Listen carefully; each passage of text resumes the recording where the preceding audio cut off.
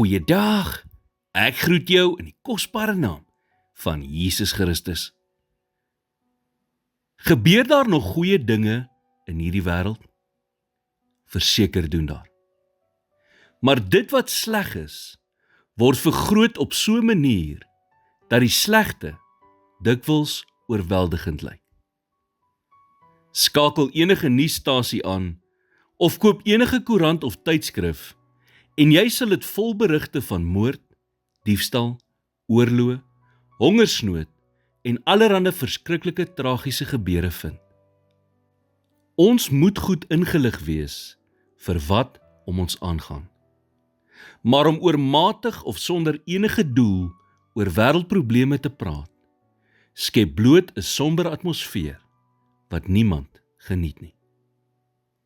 En hiermee sê ek nie dat ons die werklikheid moet ontken nie, maar ons kan kies waaroor ons praat. In plaas daarvan om onsself net die heeltyd met slegte nuus te voed, moet ons kies om goeie dinge te lees, te kyk en oor te praat. Ons sê dikwels goed, sonder om te dink aan wat die impak is van ons woorde.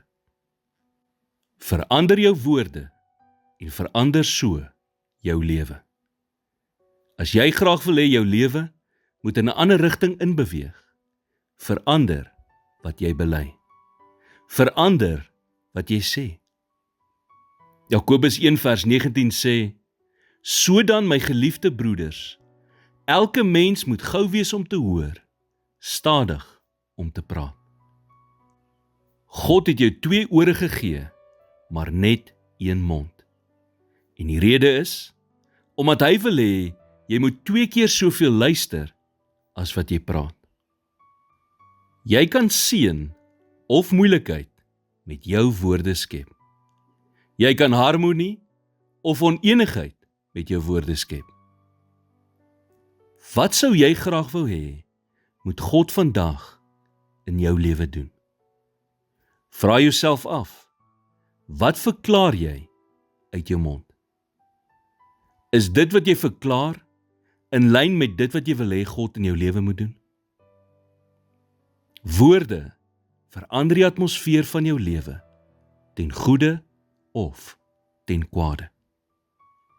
Here, help my om my woorde versigtig te kies.